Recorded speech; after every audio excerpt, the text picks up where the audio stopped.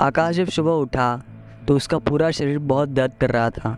ऐसा लग रहा था कि किसी पत्थर की खदान में वो रात भर काम करके आया है। जब उसके परिवार वालों ने उसको देखा तो उनको लगा कि इसकी तबीयत ख़राब है, तो उन्होंने कहा कि आकाश आज तुम काम पर मत जाओ। पर आकाश ने किसी की बात नहीं मानी। उसने चुपचाप खाना खाया, फिर वो अपने काम पे चला गया। रास्ते में जाते जाते उसकी तबीयत थोड़ी ठीक होने लगी, इसलिए वो फिर से नॉर्मली रोज़ की तरह काम पर निकल गया। एक दिन दोपहर का टाइम था तो उसे अनुज के कमरे से उसके चिल्लाने की आवाज़ सुनाई दी। आस्था भागते भागते देखने गई कि क्या हुआ अनुज को, पर जब उसने जाके देखा तो वो आराम से अपने कमरे में सो रहा था। उसने सोचा कि काव्या को भी देखती ही चलती हूँ। उसने काव्या को जाके देखा तो अपने कॉलेज के असाइनमेंट कर रहे थे। वो इन सबको अपना वहम समझ के वापस से अपने काम पर लग गई। काम करते करते उसकी आंख लग गई और वो सो गई। और जब वो उठी तो उसने देखा कि वो अपने घर के बाहर खड़ी है और उसके आसपास कोई नहीं है, एकदम सन्नाटा है। पर उसने देखा कि थोड़ी दूर तक एक आदमी खड़ा है जो उसे एक टक देख रहा है। उसने पूछा, कौन हो आप? उसके कई बार पूछने पर भी कोई जवाब नहीं आया। उसने देखा कि वो आदमी जो भी था वो उसके घर में जा रहा है। आस्था ने उसे रोकने की कोशिश की और कई बार चिल्लाया, पर उस आदमी पर कोई असर नहीं पड़ा। वो उसके घर के अंदर चला गया। आस्था भी अपने घर के अंदर जाने लगी। उसने जैसे अपने घर में कदम रखा, उसे ऐसा लगा कि पीछे से कोई उसे खींच रहा है। जब उसने देखा तो वो काव्या थी, जैसे मानो कि काव्या को पता हो कि अंदर क्या है। काव्या ने उसे ज़ोर से खींचा। काव्या के खींचने पर आस्था की नींद खुली और उसने देखा कि वो अपने बिस्तर पे है। काव्या और अनुज कब से उसे जगाने की कोशिश कर रहे हैं।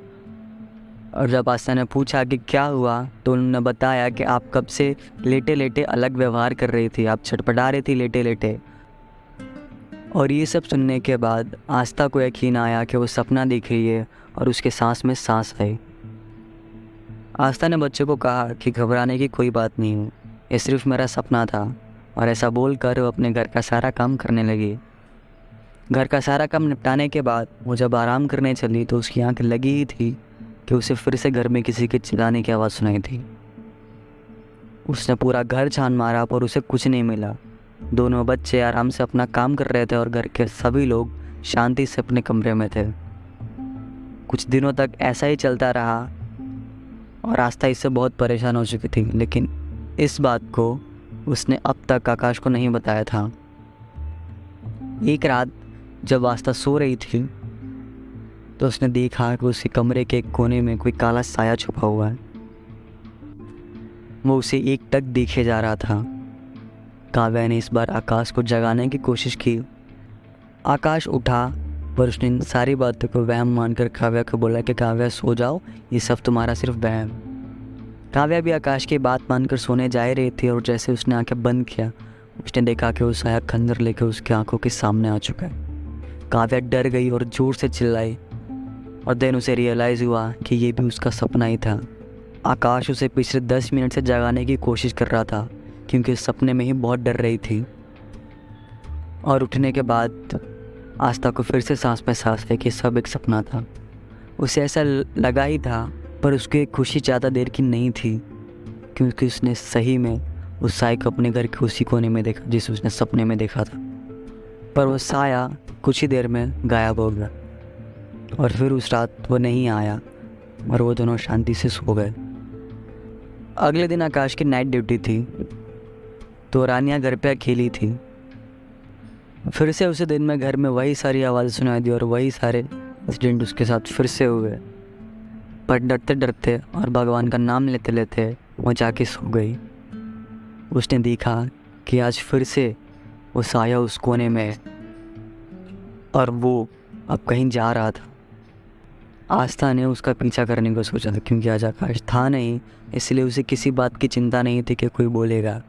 वो चुपचाप उसके पीछे चली गई।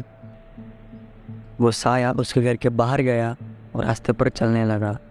काव्या बिना कुछ सोचे बिना कुछ समझे उसका पीछा करने लगी। दूसरी तरफ जब आकाश अपने ऑफिस में बैठा हुआ था रात को तो उसे फिर से एक फ़ोन कॉल आता है। फ़ोन पे फिर से रानिया थी और बोल रही थी, हेलो आकाश। आकाश ने कहा, जी हाँ मैं आकाश, आप कौन? दूसरी तरफ फ़ोन पे रानिया ने कहा, हेलो हेलो, मैं रानिया। तुम बेवकूफ़ हो एक नंबर की। पिछली बार जब तुम मुझे फ़ोन किया तो मैं दौड़े दौड़े तुम्हारी हेल्प करने के लिए, और तुम वहाँ पे थी ही नहीं। क्या मजाक समझ रखा है तुमने मेरे को? आकाश ने गुस्से में कहा, जी जी मुझे आपकी हेल्प चाहिए थी और मैंने आपका वेट भी किया था, पर आप उस दिन नहीं आए, इसीलिए मुझे खुद ही मैनेज करना पड़ा।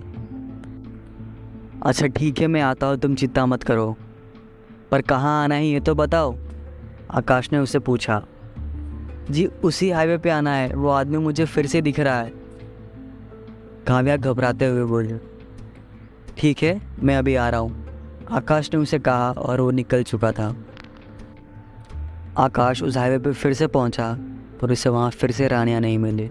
पर उसने जो वहाँ पे देखा, उसे देख के उसके पैरों तले की ज़मीन खिसक गई। उसने देखा कि आस्था हाईवे के बीचों बीच खड़ी है। आस्था तुम यहाँ पे क्या कर रही हो? जल्दी हटो वहाँ से, आस्था तुम्हारे पीछे ट्रक आ रहा है, आकाश ने उसे चिल्लाते हुए कहा। पर तब तक वो ट्रक उसके ऊपर से गुजर चुका था।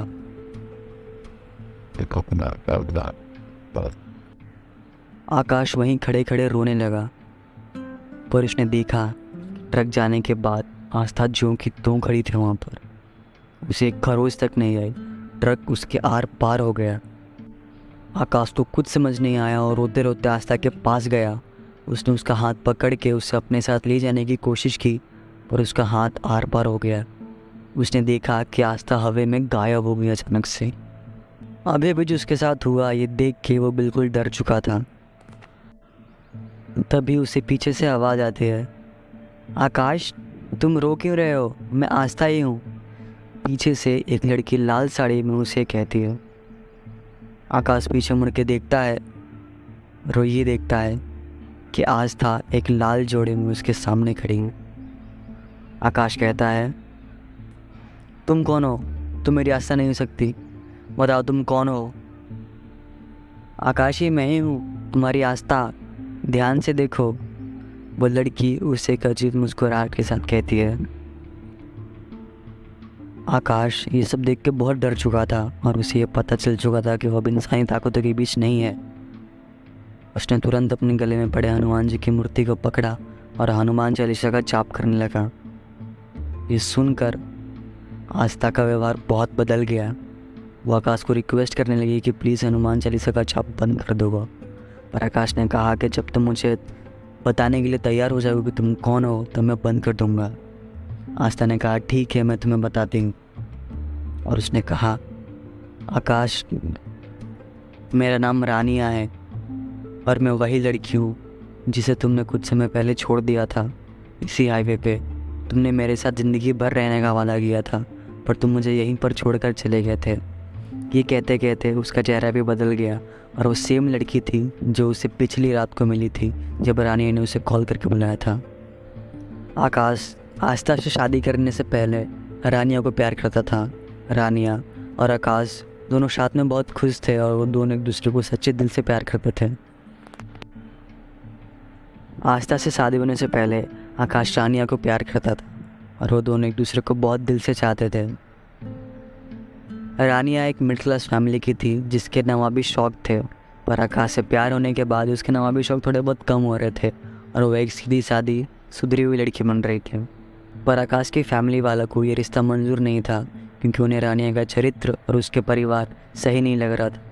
इसीलिए उन्होंने आकाश को कहा कि तुम ये रिश्ता तोड़ दो, और ना चाहते हुए भी आकाश को उसकी फैमिली की बात माननी पड़ी। वो रानिया को आखिरी बार मिलने गया ताकि उसे समझा सके कि वो साथ नहीं रह सकते। रानिया ने मन ही मन सोचा और ये डिसाइड किया कि जब हम साथ में जी नहीं सकते तो हम साथ में मर ही जाते हैं। पर उसने ये बात आकाश को नहीं बताई। उस दिन के बाद रानिया ने आकाश को फिर से मिलने के लिए बुलाया, लेकिन इस बार उसने उसे उस हाईवे पर ही मिलने के लिए बुलाया। रानिया पता नहीं क्यों शादी का जोड़ा पहन के उस हाईवे पर आई और उसने आकाश को भी वहीं बुलाया। आकाश उसे देख के चौंक गया कि रानिया शादी का जोड़ा पहन के क्यों आई। उसे लगा ये शादी करके भागना चाहती हो। उसने जाकर उससे बात की और कहा कि तुम क्या कर रही हो, तब रानी ने उसे समझाया। रानी ने उसे कहा, नहीं आकाश, तुम गलत सोच रहे हो। मैं तुमसे शादी करके नहीं भागना चाहती हूँ। वो तो बस मेरी आखिरी ख्वाहिश थी कि मैं तुम्हारे साथ एक बार शादी के जोड़े में आऊँ। बस मैं अपनी इच्छा पूरी कर रही हूँ। आकाश ने उसकी बात को समझी और वो दोनों वहीं टहलने लगे। रानिया ने बोला, मैं कुछ तो तुम्हारे साथ पैदल चलना चाहती हूँ। वो उसी हाईवे पर पैदल चलने लगे और रानिया का ये प्लान था कि वो उसे लेकर ट्रक के नीचे आ जाए। सामने से एक बड़ी सी ट्रक आ रही थी कि अब यही हमारा अंत है, और उसने आखिरी बार आकाश को आई लव यू बोला और वो आकाश के साथ उस ट्रक के सामने कूद गई। पर समय रहते आकाश को पता चल गया कि वो ट्रक के नीचे आने वाले हैं, और उसने कैसे तैसे करके अपनी जान बचा ली। उससे ज़्यादा खरोचे नहीं आई, लेकिन रानिया उस ट्रक के नीचे आ गई और उसकी जान उसी वक्त चली गई। रानिया का चेहरा पूरी तरह से भयानक हो चुका था। उसके चेहरे पर, उसके पूरे शरीर पर खून लगा हुआ था। ये देख के आकाश बहुत ज़्यादा डर गया। तभी रानिया ने कहा, क्या हुआ आकाश, अब तुम मुझे प्यार नहीं करते हो क्या? तुमने मेरे साथ जीने मरने की कसमें खाई थी और फिर तुम मुझे छोड़ के चले गए, मरने के लिए छोड़ दिया मुझे। आकाश उसे माफ़ी मांगता है और कहता है कि उसकी फैमिली की वजह से उसने नहीं किया। वो उसे छोड़ना नहीं चाहता था, पर उसकी फैमिली की खुशी उसमें नहीं थी और वो चाहता था कि उसका परिवार खुश रहे, इसीलिए उसे उसको छोड़ना पड़ा। आकाश रानिया से रिक्वेस्ट करता है कि वो प्लीज़ उसके परिवार को छोड़ दे, और रानिया उसकी बात मान लेती है और वो वहाँ से चली जाती है। थोड़ी ही दूर पर उसे आस्था दिखती है और आकाश आस्था को लेकर उस हाईवे से अपने घर पर चला जाता है। उसे ऐसा लगता है कि सब ठीक हो चुका है।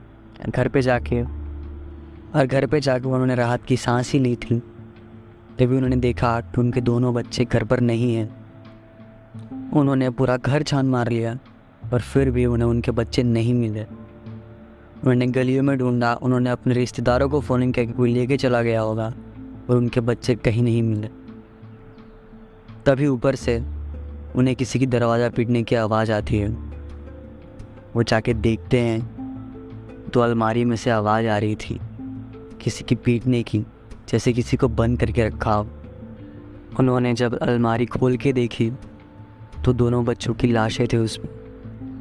ये देखने के बाद मानो उनकी पूरी ज़िंदगी ख़त्म हो गई हो।